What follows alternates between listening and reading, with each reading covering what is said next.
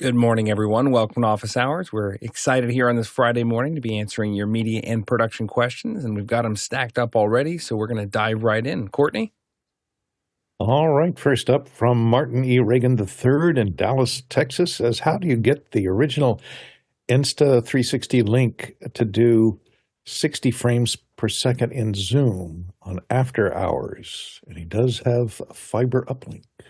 Okay, so you've got fiber, so your internet connection speed is not going to be your limiting factor. Vic Hernandez threw in the chat, if you have one of the original Insta360s, you got to open the Insta360 controller app on the computer, and then in the settings, and under camera, there is compatibility settings. And when you enable portrait resolution and high frame rate, then you're able to go earlier in the software and select the 60 frames per second.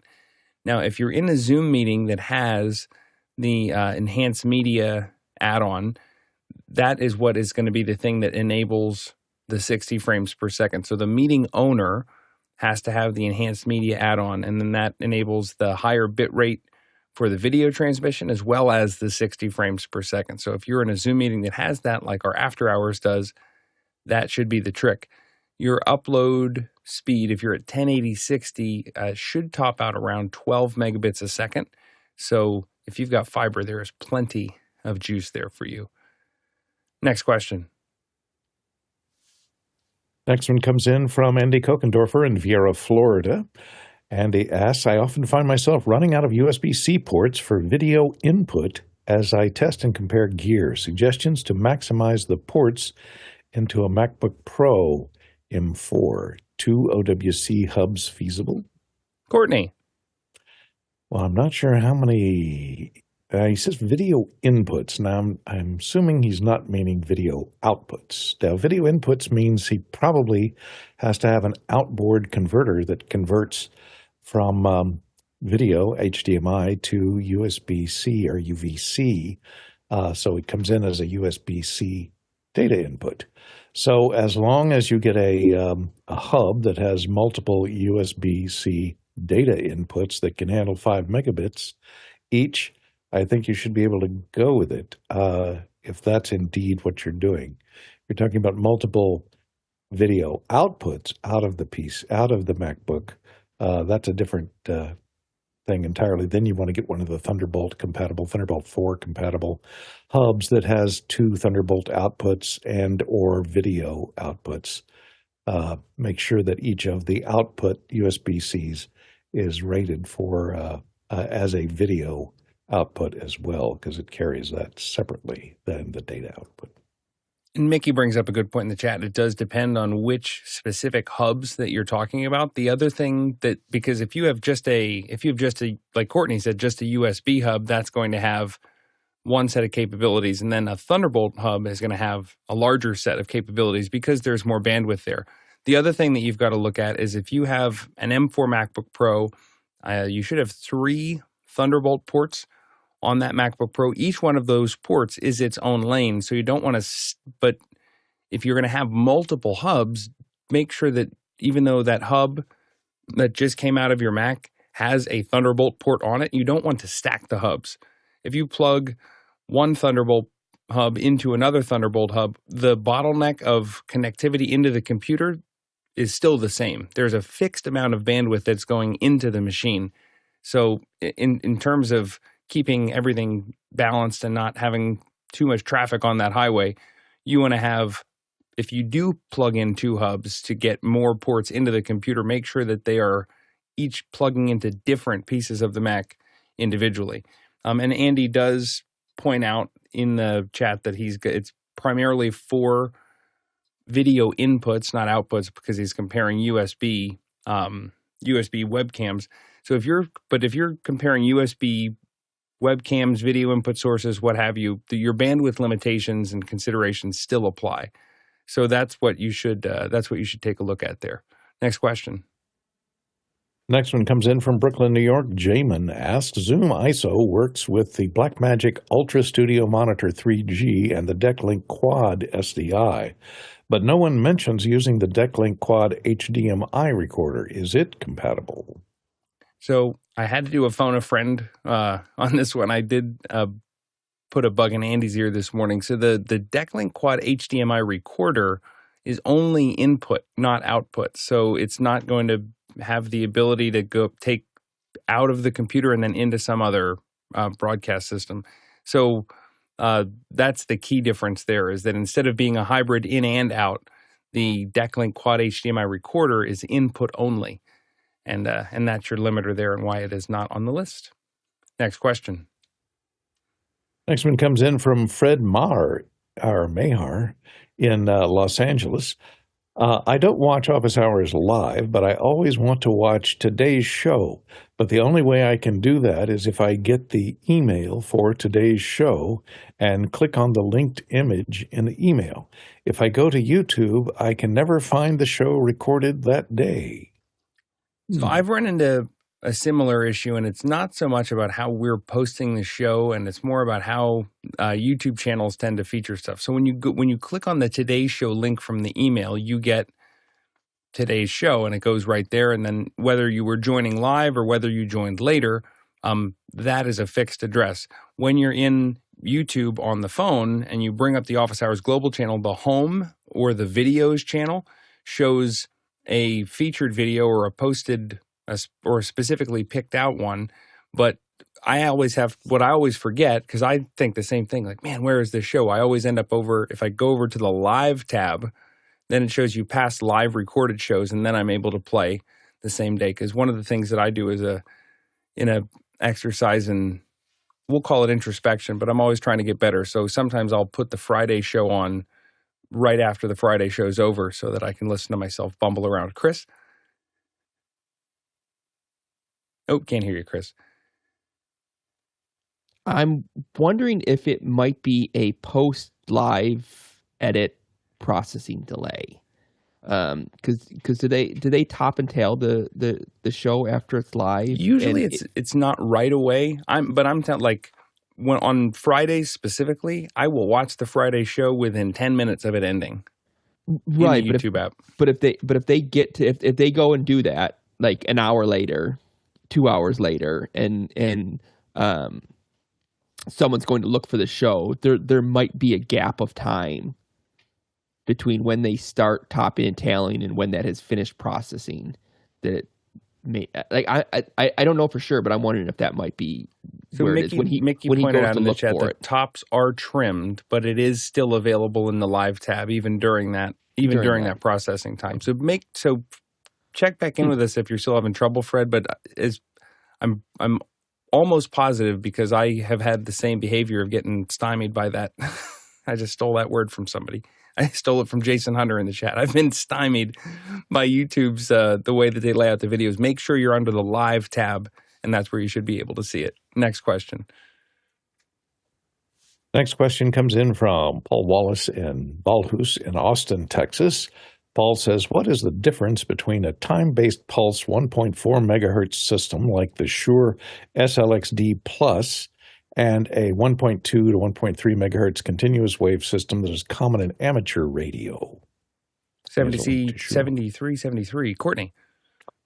Well, you're comparing digital apples to analog oranges here, Paul, because what Shure is talking about in their 1.4 megahertz, though, the Shure system is a digital pulse-based system that is sampled. It is not in that particular carrier RF range. So it's not a 1.4 megahertz RF carrier. Unlike the analog ham radio, 1.2 to 1.3 megahertz is an analog continuous wave system that broadcasts at that frequency carrier.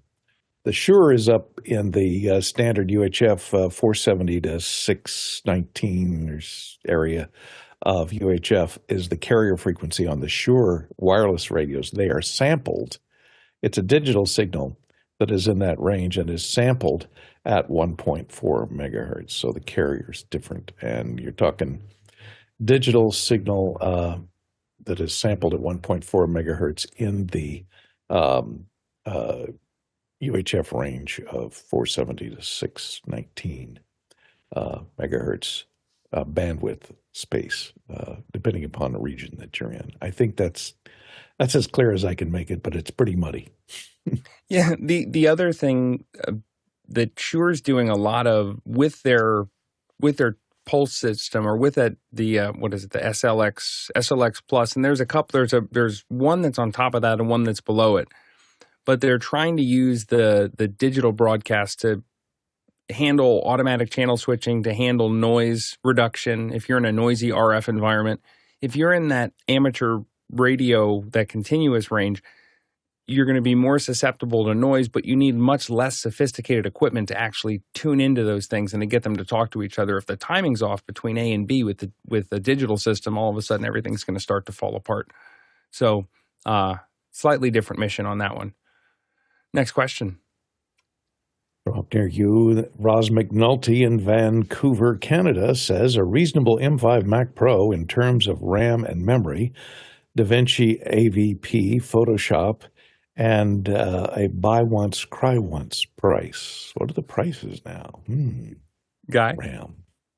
I love spending other people's money. It's kind of fun. So I went over to the Apple store and started looking around, and they don't have the M5s on there yet, but to get you in the ballpark, you're probably looking about $5,000 based on the previous model. So if you jump over to the Apple store, actually first let's just go to Mac, and you can see that right now there is no M5 in there, but there is. So you're probably talking about a Mac Studio, not a Mac Pro, because the Mac Pros are kind of long in the Is it possible that Roz is talking about the MacBook Pro that came out this week? That's the M5?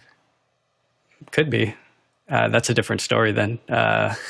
So Roz, are you there? I'm going. Yeah, if she could tell us in the chat, all I could do is hit this buy button because I like loading stuff up. If you were to just buy an M3 Ultra and to kind of get you in the game, you're talking. I don't know what this is in Canadian dollars, in toonies as they say, but I'd probably spec mine with about a $5,000 price tag with the 96 gigs of RAM, 4 terabyte hard drive, and if you wanted to go a little less for external storage, you're still probably camping around $4,000. Oh, she says laptop. Oh, so we are back over to Mac, and as we talked about in yesterday's show, you might want to consider 2 machines unless you know that you're going to have this for a long time and you need to be on the road. I like to have 2 machines, and so I'd have a lighter weight MacBook. I've seen like Felipe Bays, he had a $8,000 laptop that he was carrying around NAB, and I couldn't stomach carrying around something that expensive around Las Vegas. But I'd probably go with the 16-inch. Let's see what we got here.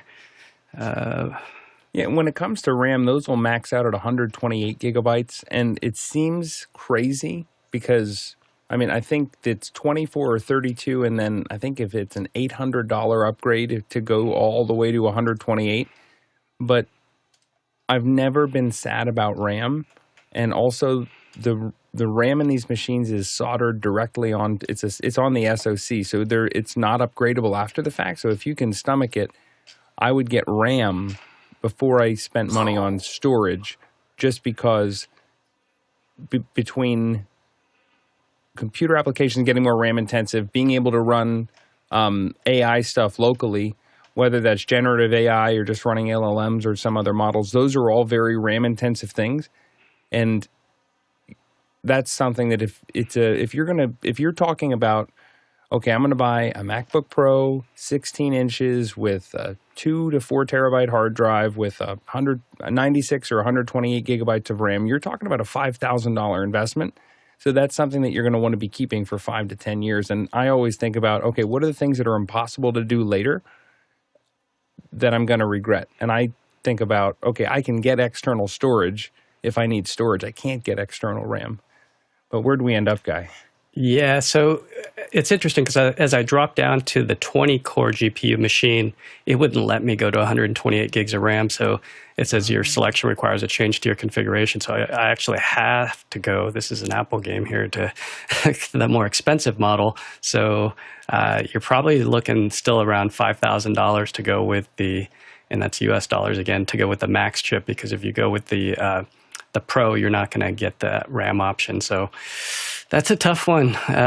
You might want to look at last quarter's models too that's shipping now and see if you can find something with more storage or more RAM and sacrifice the bigger chip, because I've been in some hotels where I'm like, I should have bought that extra hard drive space because now I'm stuck, and it's just like the fear of regret. But I would have rather have had the previous generation model and had an 8 terabyte hard drive because I could get my project done. So think about that too. There's going to be some sales on the existing stuff that's out there. Do you really need the M5?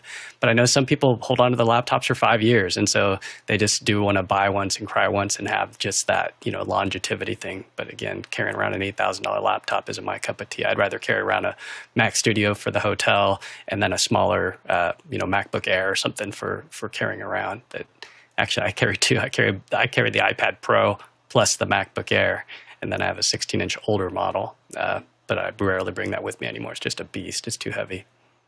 Yeah, I invested in a computer in the fall or late in the year, probably November, December of 2023, I want to say. And at the time, I juiced that up pretty good. That was the Spooky Fast edition, whatever that was, the Scary Fast, where Apple did the event at night when they launched it. And I don't have any hesitation with that machine. Now, it had a lot of RAM. It had whatever the good processor was. It's got plenty of hard drive space. But for what most people use computers for, even in professional cases, the need to have the absolute latest probably isn't there. Most people are well served. I know people that are still on the early M1 MacBook Pros or M1 Mac Minis, and they're still doing just fine. So it's about how intense are the tasks that you're doing. If you're trying to, the only time I've ever had it's like an M3 Max with all the cores and all the RAM and all the hard drive space. The only time that thing's ever sweat is when I was doing, trying to render out a clip of the Blackmagic immersive camera from a test shoot. And all of a sudden it was like 20 seconds was taking an hour and a half to do it. That was the only time we're like, man, okay. So I finally found it. This is the way that we're going to stress out this machine.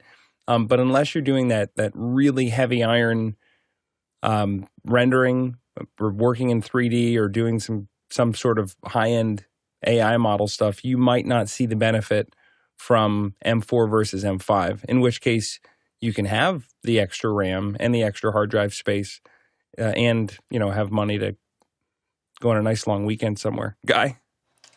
Yeah, and it might be sacrilege to say, but also what are you doing exactly that's chewing up so many cycles? And does a PC make sense in some of this? Because at some point you might want to say, hey, we're processing a bunch of DaVinci stuff, and it makes more sense to look at the Puget benchmarking sites and see what's reality.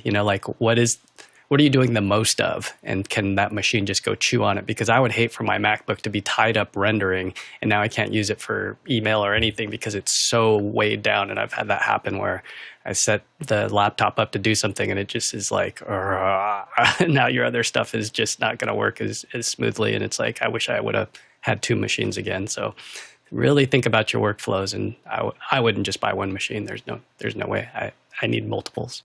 And if you have reliable internet when you are on the go, you could do it the Cochrane Cloud way and have then splash top into that heavy duty machine that is a desktop that's sitting, back at the home office. And instead of trying to have a tool that's going to do everything, you have, different tools for different jobs. Next question. Next one comes in all the way from Cape Town, South Africa, with Hasbak Gajar asking, for a podcast with journalists and guests, I use 3 cameras, framing the guest and journalist with 2 Blackmagic Pocket Cinema Camera 6K Pros and a center frame of both with an iPhone 16 Pro.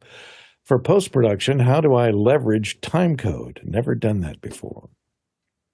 Well, for a pretty straightforward interview setup, you could make sure that you're jamming timecode to everything, but the question is, but unless you're doing heavy processing on it, there might be easier ways without having to get that Blackmagic dock for the iPhone to make it timecode enabled. But Courtney, what do you think? Well, first of all, no, I'm not a Apple kind of guy. But I do know that the Blackmagic dock, which he's talking about, which is the Pro dock that's available for Blackmagic interfaces to an iPhone, it only works with an iPhone 17 Pro and 17 Pro Max. So your 16 Pro wouldn't work. It has Timecode in on it, which is featured here in one of these B and C connectors. So you can get Timecode in to a 17 Pro, but as a timecode signal. What you might do is if you have what I'd suggest, if this is a podcast, it depends on what you're recording the audio on. If you're recording the audio separately on perhaps like a Zoom F6, you have 6 inputs, and you could even have it do an auto mix stereo for you as well as record the ISOs. And it has timecode built in. So you could use it as your master timecode generator. You could jam your Blackmagic cameras from the timecode out, or you could feed the LTC, longitudinal timecode, which is an output on that F6, which you could pull and feed that into the audio input of both the iPhone 16 with an audio interface and one of the audio channels on each of the Blackmagic Pocket Cinema cameras. So you have a longitudinal timecode recorded as an audio signal. You got to make sure you drop it down in level to line level because it's at 1 volt normally, so that's a little too high for line level. So you got to pad it down and send it in as an audio signal. Then you have an audio signal with timecode that is in sync because it's the same audio signal distributed to those 3 cameras as an audio signal. And then in post, you can load it in and designate that audio channel that is married to each of those video signals as your timecode channel. And then that will sync up with the timecode that is on the recording that you pull, broadcast wave file that you pull in from the F6. And then you marry them all and sync them all up together in DaVinci Resolve or Final Cut Pro. I think Final Cut will handle, I don't know if it'll handle timecode as an audio signal, but I think DaVinci Resolve will. The other thing, and Mickey brings up the point, if you're going to go down the timecode route for your sync to use timecode generators, because cameras, clocks have accuracy issues. Depending on how long the interview is and how complex it is, I also would consider using audio to sync the cameras. If you have a slate that's in frame and you have that, you don't have to line it up manually anymore if you're trying to make a multi-cam edit. But you should be able to, if you record on-camera audio just as a reference track and then marry that with your production audio out of the Mix Pre 3, I know Final Cut and DaVinci, I'm sure every editor's got that ability now that you can use the audio. Now, it's not going to be perfect. It's not going to be, it's not going to be accurate to the point where you're going to, like, you wouldn't use that if you were making a Hollywood production. But if you're making an interview that is for your company or internal, and it's a one-time project that doesn't have a lot of other people working on it, you might be okay using just keeping it a little bit simpler. Or it might be worth trying that route first before getting in there. But if you're going to go down the timecode route, Courtney and Mickey have got you covered. Next question. Next one comes in from Sealings Grove, Pennsylvania. John Foltz asks, Tuesdays Tuesday's Ecamm Live was super helpful. I'm building a broadcast for students, and I started on the ATEM, made a vMix version. With Ecamm Live, it worked really fast. Claude for HTML graphics and Ecamm for the scenes. Very easy. Thanks. Chris. Yeah, we went from ATEM, we went right to the top with vMix, and you just stepped it a little down there with that Mac software. No, I'm just kidding. Ecamm's great, right? One of your next step, is to you tie it all together, right? So you've got those HTML graphics. Those HTML graphics will work in vMix, and then you can use something maybe like Casper or something like that to bring them into ATEM, and then so you have an HTML set of graphics that you can use across all your various production tools, and so you can get a similar look whether you use an ATEM, a vMix, or Ecamm. Guy? Yeah, at the end of the day, these are just tools to get something done. And it was fantastic to have the Ecamm folks on. I mean, it really opened my eyes, and hats off to Florence for show running that one and bringing those fantastic guests on. It was cool just to see their different sets. But the important thing is, as an instructor, you want to just get somebody from A to B and get a result. And I think Ecamm is a great solution. I mean, as you found, you can have intimidating buttons and too much overwhelm with a vMix or something like that. So I'd be content with letting the kids choose with what works. I mean, I know you're the instructor dictating the semester syllabus, but I mean, at the end of the day, look how happy and engaged they are. As I look at this Ecamm camp that they're coming out with and seeing all the pictures of people having fun and enjoying themselves. I mean, Ecamm fam, it's a real thing. So take a look at this and maybe consider going to this. There's a couple ones going on in New Hampshire. There's 3. There's one in the UK as well. But I'm a fan. I mean, I'd have to say that it's impressive when you know that you can get something done on simple hardware, especially if you are just spending $500 on a Mac Mini and it's able to do the things that a PC that cost twice as much would do. Plus, who doesn't want an excuse to go to Portsmouth, New Hampshire? I love New Hampshire. No, I spent a lot of time with there in Maine and New Hampshire, and it's a different part of the world. It's very peaceful. But anyway, the other thing I would maybe challenge your students to do is to have make a reference broadcast that you want them to recreate. And then I don't know if you have enough students to do this, but it would be a cool exercise to have a vMix team, an ATEM team, an Ecamm team, like have 3 or 4 different groups with different tools try and recreate the same broadcast, same graphics, same switching, same multi-boxes, and whatever it is.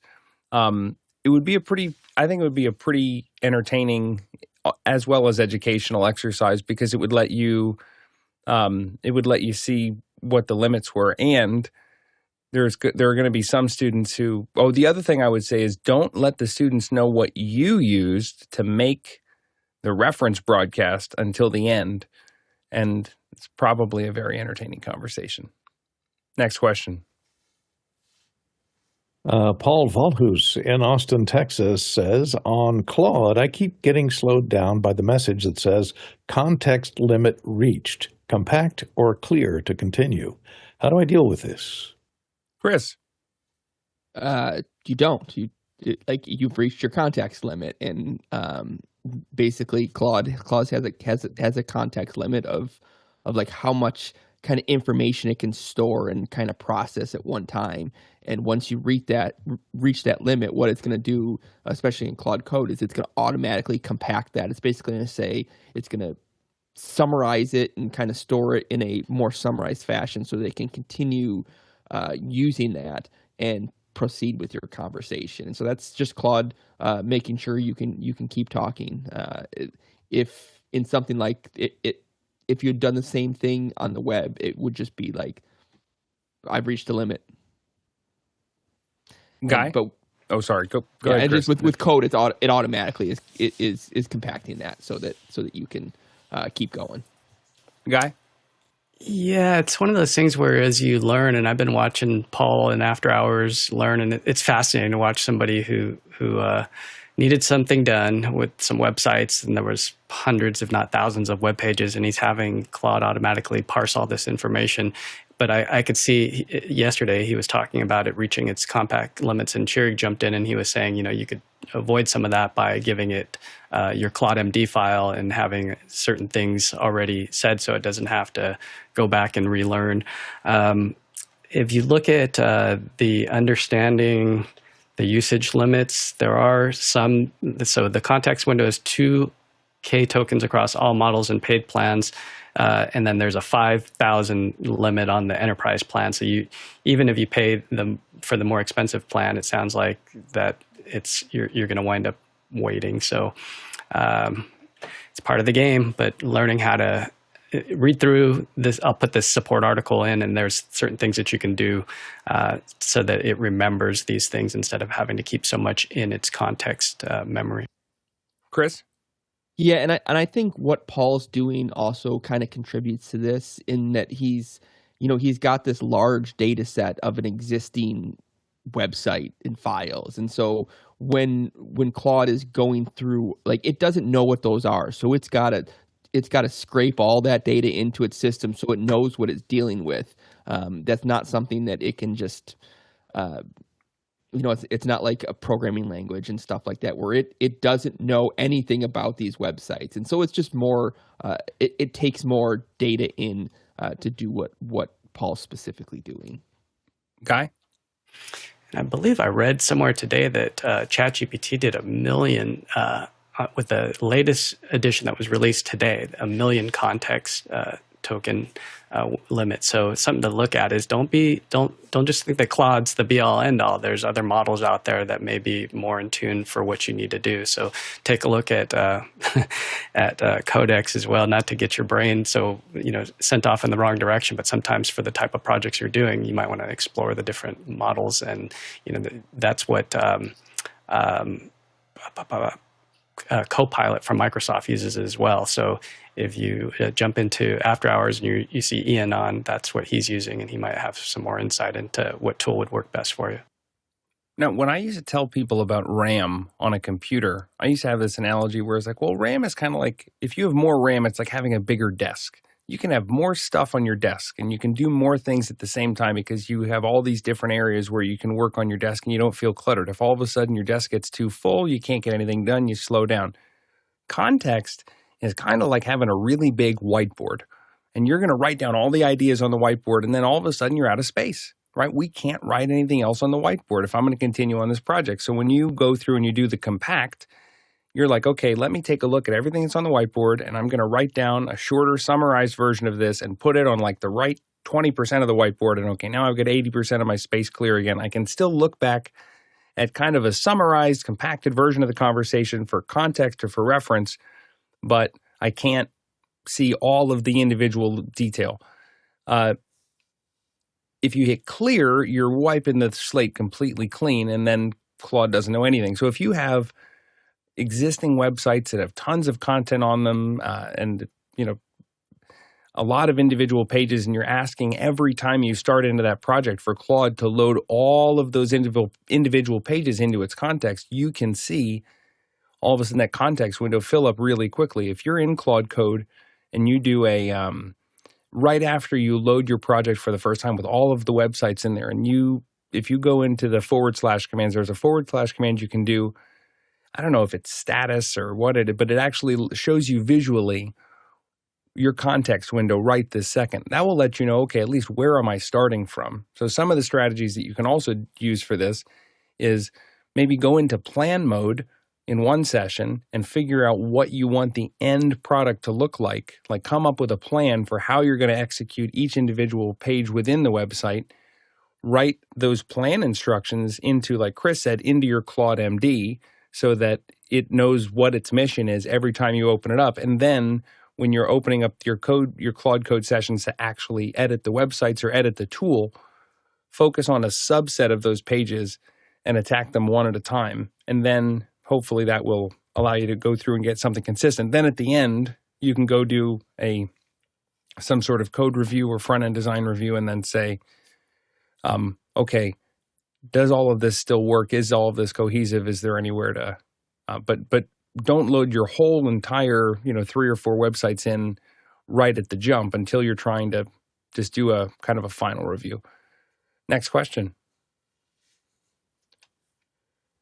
Sorry, I was caught researching. From Elise Manzi in Kigali, Rwanda, asks, how can you apply stylized effects like cartoon or animated looks to a live camera feed in real time during a broadcast, and what tools or software are typically used? Chris? I'm not sure to what extent you're actually looking for. Like if you're talking about like the Nickelodeon stuff that they do with the NFL games, that's super high end stuff and way beyond me. But if you're looking for something just simple, something that I found, I don't know, I don't use it a ton, but I find it super interesting, is Adobe Character Animator. And I mean, you can just map yourself into a character, and you can create it, and you can buy ones and move it, and you can record it, and you can play it back. It's just an interesting little tool. I don't know if that's something you might be. Wait, what were you using for that? You looked like Bob's Burgers all of a sudden. Yeah, it's Adobe Character Animator, and this is a character that's brought into Adobe Character Animator, and it takes it. You can see the eyes are moving. It maps my motion. If I close my eyes, it closes its eyes. It's taking a feed of my camera and mapping that camera feed onto the puppet. So yeah, if you have an Adobe subscription, it's a fun little tool to play with. I think it's pretty powerful, more powerful than I'm capable of taking advantage of. Courtney? Yeah, there's also built into Zoom, avatars are built into Zoom so that you can make yourself a cat or a sheep or a cow. What is all this? That's under your video settings in Zoom. So you can do that kind of an avatar and put a video filter or a different background on that. So there's that possibility. There's also a thing called Emo. I think it's Emo AI. .ai. So you said you dress in all black then and put an eyeliner, or what is the? No, it's not for the emo kids out there. But I saw a demonstration of this a while back, which takes an audio feed, and in almost real time, it will take you can upload any still. It can be an animated character. It can be a picture of your brother or sister, your kids, whatever. Preferably not a celebrity. And it will animate their face realistically using the emotions that it pulls using AI to pull the emotion out of the audio track. So you just feed your audio track in, and in real time, it can generate an animated version of that single still that you uploaded, like a talking head. So take a look at that. There's one from Microsoft called, wasn't Veo. I can't remember the name of it, but Microsoft Research had one out of China. They never released an API on it or a method of using it because they were too afraid of it being used for propaganda. So, and it does it almost real time, 174 millisecond latency. So just a couple of frames latency, and it would sync with any audio track, either canned or live, to any still image. And it does head movement, it does breath movements on the chest and everything. It's just amazing. But there's a Chinese company, I think it's by ByteDance, comes out of their research, called Emo. So take a look at that. Maybe that can work for you. The other thing that you need to take a look at if you're doing any of these things in real time and you're using just computer hardware that you could buy, right? This isn't going into a high-end graphics system. There's not a truck that's backing this up. There's not dedicated hardware. If you're processing this in software, there's going to be some sort of processing time and some sort of latency that's introduced when you do that. So if you're doing this in real time, it's important to test it beforehand in the exact conditions that you would be using in a broadcast. So all the same applications are running, all the same load is on the machine, same temperature environment if you're worrying about throttling or anything like that. And at that point, figure out what your latency is, because there's going to be some sort of latency that is introduced by whatever that video processing software is. And you've got to have the ability to delay your audio to the whatever milliseconds of latency was introduced by the video processing. That way, your character's mouth isn't going out of sync with the words. You can get away with a little bit of that. I mean, we watch dubs of anime cartoons and aren't totally off-put that the words aren't perfect, but you want to make sure that you're not asking the computer to do so much that there's a complete disconnect between sounds coming out of the mouth and the mouth moving. And if you're Chris, you can, just like that, you're a doctor. Yeah, I can be whoever I want. I can just change my character, and it is what it is, Next question. Next one comes in from Hosmik Gaijar in Cape Town, South Africa. Hosmik says, I have a Mint Behringer C3 mic. Never used it. Why did I buy it? And in which setup would I need it? Ooh, refreshing. Courtney. Well, Hosmik, I hate to tell you, but you've been infected with Paul Wallis disease, which is buying every microphone that you see here on office hours or after hours. So the C3 is a dual diaphragm condenser, looks like this. And I guess it has, I haven't researched it that much. It comes in a nice little case, but it's a condenser microphone with dual diaphragm. So I guess it can be either a figure eight or a cardioid. So you might be able to use it in either of the situations where you need to put two people across a table from each other, as long as it's a small table, or if it's a figure eight, or if you need to do a more directional microphone. It probably has a cardioid pattern to it.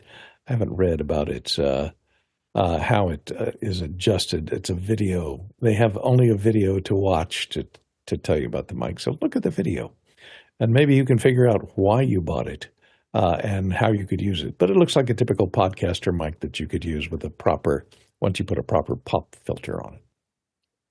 And Mickey in the chat says, you can use it to record the sound of a hammer hitting a microphone diaphragm. Get everything set right. You only get one take. Next question. Next one comes in from Elise Monzi in Kigali, Rwanda. I live in in large live broadcasts like halftime shows, how is color grading handled in real time across multiple cameras? And what hardware or software workflow or CCU shading, LUTs, etc. is typically used? Guy? Yeah, I was fortunate enough to get invited to go inside of one of these trucks and see, this is a Game Creek truck for Thursday Night Football. And down here you can see each of these Sony RCP units. These control shading, and you can actually see up here where we've got some telestream waveform monitors. So the operator can take command via these densitrons that are down here and pick which camera to shade, and they can go ahead and adjust color. They can adjust iris, and let me go to the next picture here. There's another shot here of a close-up where you can see, come on, next photo. That's the densitron, so the operator can quickly switch. And then here's a close-up of the telestream waveform and vector scopes, so they can see if their adjustments are accurate, and that's a sneak peek inside. And Mickey in the chat brings in that for NFL halftime shows that he's been involved with or that he's aware of. I'm not sure if he was involved with them, but the AJA FSHDRs for the looks, and then the Venice cameras are shaded using standard RCP controllers via IP. Next question. Next question comes in from Paul Valhus in Austin, Texas. In the last 3 days, I've created 3 websites with Claude code. How can I make them better for accessibility and content? And he has links to Austin, AUSTEN.com for Jane Austen, Firth.com for Colin Firth, and TVReviewer.com. So 3 samples there. Is anyone taking a look? And I don't know if anyone took a look at, I think it was only a week ago, the Austin.com, but it looked like it was plucked straight out. I wish I had the Wayback Machine for a week ago if this was captured, because it looked like it was plucked out of like 2001. And then apparently we've been doing some stuff with Claude Code and After Hours, because now all of a sudden there's an actual pretty front end to this website. If you dig a little bit deeper into the novels, some of the old design is still in there if I get to the page, but the whole website was more like this before. But we can chat. Go ahead, Courtney. Well, I haven't used Claude Code, but in most of these AIs, if you give it context, you say, if you like like the Squarespace type of websites that you create with Squarespace, which it looks kind of like this Colin Firth one that he put up there. So it's, a lot of photos and scrolling pictures, etc. It looks pretty good. It looks it doesn't look like I don't know if you've ever seen TVReviewer.com, but it has a very similar aesthetic. So you give it if you give it a context to say, create a website that looks like a typical website and give it a reference website that looks kind of like this in this style and format, and then, point it to all of your pictures, et cetera, that you want to use, and see what it comes up with. If you give it that context, maybe it will reference that context and create the code to look like that instead of looking like something that was hand-coded in HTML in 1996. I also like that Firth.com was established 1998, restored 2026. This is I'm actually I'm enjoying this very much. Go ahead, Chris. The reason why it looked like it was like designed in 2001 and like you needed the Wayback Machine was because that's exactly what it was, right? If you're not familiar with, Paul had these websites back in whenever it was, early 2000s, and his web servers were hacked or whatever, and so they were offline. And so what he's using Claude do is to go into the Wayback Machine, extract that information from the Wayback Machine, and then update them to a modern look. So yeah, it looks like that because that's exactly what happened. It's so awesome. Anyway, if you're looking from an accessibility point of view, Paul, I would first of all, it is super cool the fact that you were able to in 3 days put a fresh coat of paint on a bunch of websites, get the hosting going. Like that's pretty incredible. But if you are looking specifically from an accessibility point of view, you could go into a Claude Code session and say, hey, audit this page for accessibility issues. If there's missing alt text, how does color contrast work, keyboard navigation? Basically say that you could do the role-based prompting thing where you say, hey, you are an expert in website accessibility and code audits. Take a look at this website and tell me where there are opportunities for improvement from an accessibility point of view. You could take that same approach when it comes to a content perspective and say, are there improvements for clarity, for SEO, for, are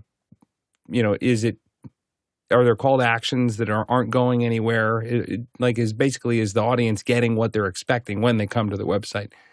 But for as good as Claude and some of these other tools are at building the websites, they can also be really, really good at critiquing the websites. But just remember the propensity for all of the AI tools to want to make you happy and to do what you want and to tell you how smart you are. So if you say, is this a good idea? You could give it a really bad idea and it's going to say, yeah, here are the redeeming qualities about that idea. What I tend to do is I say, tell me the downsides of X. Like, tell me the downsides of, tell me where the accessibility features are lacking in this website. Now, instead of saying, is my website accessibility or friendly from an accessibility point of view, you're giving it an explicit mission to find all of the places where it's broken. And that's a pretty powerful way to reframe that conversation and turn it on its head. Guy, I'm sorry, next question. Next question comes in from Paul Kovacs in Elkhart, Indiana. I have the new Zoom media enhancement. I turned on everything in settings for the new enhancements. Insta360 link is set to 1080p 60, still low quality, and saw the Zoom statistic still says 640 by 360 video output. What am I setting wrong, and am I missing something? Guy. Yeah, Paul, first, congrats on getting it early. You must have talked to your account rep. So the 23rd of this month is the official release out on the website where anybody can add it for $25. What we're talking about is 12 megabits a second, 1080p 60. Now, ours is already set up for office hours on the after hours site. So if you were to go into after hours right now, you can join that meeting. And that's what I would recommend doing for you, Paul, is to go test with our system that we know works. I know that when Simon first turned all this stuff on, there was 2 spots to turn it on. So you might be missing one of the spots. I think there was a meeting setting as well as the overall account. So I don't know if you're admin on that account, but confirm in ours that you're sending. And I can jump in there too, because basically you've already done it, but there's a little gear icon for those of you who haven't seen it down here in the bottom left of your regular while you're in the meeting. So first off, make sure that you have this little HD thing checked on your camera. Once that's set, there's this little gear right here, and when you click on that gear, you can go to statistics, and inside of the statistics, go to video, and you could see that I'm receiving 1920 by 1080 from this thing that I have pinned right now. But I could send in some, after this meeting's over, I'll send in some 1080p 60 footage, and you could go ahead and see, it'll just be some stock footage. You'll see like a jellyfish moving around and a castle and stuff like that, and then take a look at that detail and go to that little gear icon and see if you're pulling 1080p 60. And I invite anybody else to that wants to test it out to try and see if you could send as well, because we want to ramp up and get our panelists ready for 1080p 60. So I'm excited about the launch on the 23rd. Hopefully everything goes well. You'll be seeing this show in extra clarity with double the bitrate. More bits, more bits. The other thing to remember, Paul, is that it is, and Guy mentioned this, but I'm going to underline it, the meeting owner sets the quality of the meeting. So if you have the enhanced media on your account, you need to be the one that starts the meeting. If you join someone else's meeting and they don't have HD or they don't have enhanced media add-on, then you're going to be capped at whatever their meeting is. The other thing that you need to look at is if you're sending this to your cell phone that has a second Zoom account as a test, that cell phone's not receiving that higher bandwidth thing. So your video send statistics might not reflect 1080p 60. So make sure the receiver is in a bandwidth-rich environment and on a computer viewing the meeting. And number two, make sure that, or just know that it's the meetings that you own that will have the ability to get up to that level, not every single meeting that you join. Next question. Comes in from Hasmuk Gaijar, once again in Cape Town, South Africa. Back to my 3-camera podcast setup question. What camera can I consider to replace the iPhone? Well, you mentioned in the earlier question that you've got some Blackmagic Pocket Cinema 6Ks as your other 2 cameras. To make it easy to match the cameras and to shade them and to share glass, I would get a third. You can certainly mix and match, but in terms of making the cameras easy to match and also being able to have a very easy to follow workflow for either you or if you have anybody that's helping you, an assistant, having a system that is standardized around one set of hardware and one set of lenses will probably make it easier for you to teach other people to help you, or just that you don't have to, you can offload some of that, in your mind's context window. It's like a whiteboard, right? And if you only have one camera that you need to remember at a time, Courtney. No, I don't have that 6K. That's what I was going to suggest as well, get another Pocket Cinema Camera 6K. But I don't know, do those have an external means to tie them together to Timecode via USB, via the HDMI outs, or would you have to use Timecode going into one of the audio channels and just record it as audio on each of the 3 cameras in order to reference them to a common Timecode number? I think you would go back to Mickey's original suggestion and hang a timecode generator off the side of one of these, and then have the other cameras, picking up on that so that you're jamming into all of them. There is a way to, if the camera is connected to, like if you have a little GLI net that you just put a little Wi-Fi network up that's just for those cameras and maybe a phone, there is a way to remote control them with the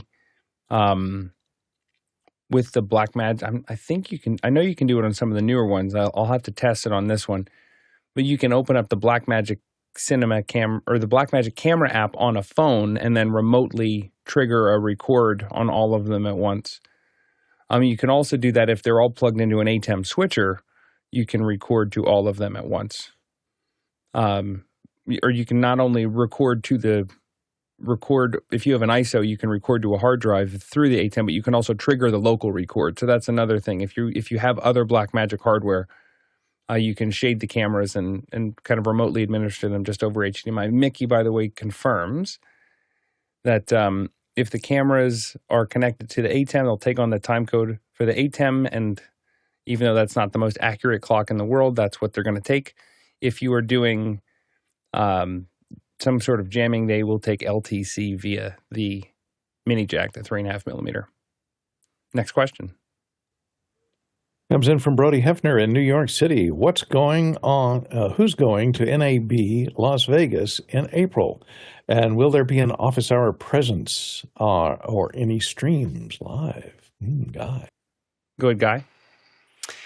Yeah, so a few of us have decided that we're going, and I want to fire up a Discord for NAB 2026 so that we can all start to formulate some plans. While nothing official has been announced, there'll be a few of us there. Omar Gadon has said that he will be streaming into after hours via his SRT setup, which basically backhauls to his vMix machine in LA. He's able to have 3 cellular modems, shoots over to LA, then into after hours, and that way we have bonded. Whether or not we can get something else formulated to get a higher quality camera, because he just has an action camera, that's to be seen. I know that there's a few of us in the community that'll be there, so if anybody is interested in trying to pull something off more last minute, I'm all ears, but let's get that Discord fired up. Chad, if you're listening, fire that up, and let's figure out who's going and do a little meetup and get together. Yeah, I'm definitely looking at being there for the early part of the show as well. I've got a couple things going on that week, but I'm going to be there just at the start. Guy, that would be awesome if we could get a Discord set up, because then we can all start to coordinate. It's normally this is a Sunday conversation, but one of the coolest parts about office hours is that when we meet up in person, all of a sudden, even though there's people that you've spent a lot of time with online but never met in person, there's just an instant connection that's a little bit hard to articulate. So if you are going to go to NAB, it's worth meeting up, because it's just, in general, a really great group. Next question. Next one comes in from Paul Valhus in Austin, Texas. How do I get a teleustrator like Guy? Is he the czar of the teleustrator? Chris? You could. Guy doesn't do this, but I don't think so, anyways. But you could use a software like vMix, and vMix has a teleustrator built in, and I can draw circles and I can draw lines, and it's all just kind of built into vMix. So, yeah. Guy? Yeah, that's all I'm using is vMix. So I know that Alex used his app with a couple Mac Minis and a keyer built into the ATEM. There's a couple ways to do it also with Mimo Live with what they call the painter layer. So there's 3 ways to do it. There's many more, but whether or not you can see what's on the screen is a different story. So I know some people will use Notability. In fact, I really like Notability on the iPad. But do you need to see what you're drawing on top of? And that's where it starts to become more sophisticated and starts to become more of an ordeal to set up. It's not just a simple thing. So many options. It just depends on how much you want to spend and what kind of quality you want. I'm using a Wacom tablet that's rather large, so I can get very detailed. So there's a smoothness factor. And in fact, my computer can't even keep up right now, because as I switched it over to 1080p 60, I had some problems this morning with the pressure on the CPU by having this teleustrator. I had to turn it off because it was saying 96% CPU utilization and then maxed out. And I'm like, oh gosh, I need a new computer to be able to go on this road to 1080p 60. So this thing has 128 gigs of RAM. It's a 12th generation i7, and it's still wimpy. It's still too wimpy. It's only got a 3070 card in it, so need to get that 5080 or 4080 or something a little beefier to handle telestration at 1080p 60. Tom? Well, coming to the hard way to do it, if you want to, you can always set up something like this. This is what Alex uses. I have set up a similar situation. Take an old Mac Mini, bring it round and round, the Wacom tablet and so forth, and then you can just start talking about the pieces that you are using and how that you are illustrating from that. So there you go. So I, similarly to the setup that Tom just showed, I've got, this is one of the Wacom One 14s that is here. And so this does not come with the breakout cable that the earlier Wacom Ones came with. So there's a single USB-C port on the side of this that has a breakout of a USB for power, a USB for remote control connectivity to the computer, and an HDMI in.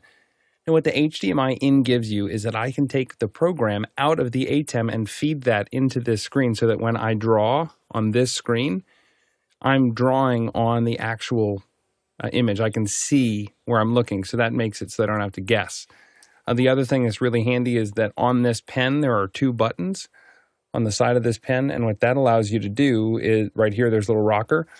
That rocker allows you to program whatever hotkey you want in. So I have a hotkey that undoes the very last stroke that I did, and I have a hotkey that clears the whole teleustrator screen. So if I was trying to say, okay, I've got my Wacom tablet here, I've got my Mac Mini here. That's oopsie. You just have to make sure you're not pinching that, or else it'll get. So I've got my Wacom tablet here, I've got my Mac here, I've got my Ecamm here, ATEM. So Ecamm is HDMI into the Wacom, and then I got to work on my clicking because I'm clearing the screen. But that's the idea. I've found that when I'm drawing, because I click too frequently, if you're going to use that little rocker switch to change your, or to clear the screen and things like that, I find myself actually holding it further back, almost like it were a paintbrush, because I don't want to click it accidentally like I just did. But the key in the middle of all that is the Broadboard app. So Broadboard is a app that Juan C. Robles and Alex worked on for a long time, that Juan C. Robles, you can get it in the App Store through him. And that basically has a lot of great ability to draw. What I like about this app is that you can, I'm just going to turn a keyboard on here so you can see it. You can have hotkeys of all of your numbers that give you different colors. So I can say this is all sorts of different colors. And the hack is, if you don't release the pen from the front of the screen, then you can change the blur, change the thickness of the line, change the color, and see how the line reacts in real time, so you can see what works. And then that's just over black, and there's a Luma key in the Ecamm. So that's the harder teleustrator setup. But anyways, that's going to be, not sure what that one was. But that'll do it for. You've triggered something now. I think I've triggered someone. That's I'm getting the hook. The affiliates are upset. We're over time. That'll be the last question for the day. Thank you so much to all the producers for asking such great questions. We got to dive into a lot of different topics today. We appreciate that. Also, thank you to our wonderful panel for being here today, offering your expertise, your life experience. We can't do this without all of you. There's no one of us that's as smart of all of us as all of us, and that makes Office Hours special. Also, thank you to the back-end crew for putting up with us a little bit of overtime babbling, but also getting up early, staying up late, getting us all in here looking and sounding good, and getting us all out to you. We appreciate you all. The Tlaloc traversal today, had we done this exercise in person and went around to ask all these questions, episode 2173 would have taken us 67,000 miles. It's 109,000 kilometers, 534 million bananas for scale. All right, we'll see you in After Hours.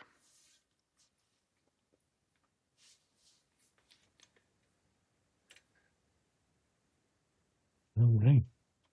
Thanks, everybody. We've got another swell this weekend. Is that correct? That sounds swell. So Rockets, it'll be a 12 p.m. rehearsal, 2 p.m. broadcast Pacific. They'll do another swell. Rockets doing another swell sessions lab. I forgot to sneak that in there. Huh. Just got to hang out for that. A swell rocket. All right. I got all discombobulated. I moved the telestrator up, and all of a sudden it was blocking my view of the clock. Have a good weekend, and remember, time changes in some states on Sunday evening. Thanks, everybody. Bye-bye.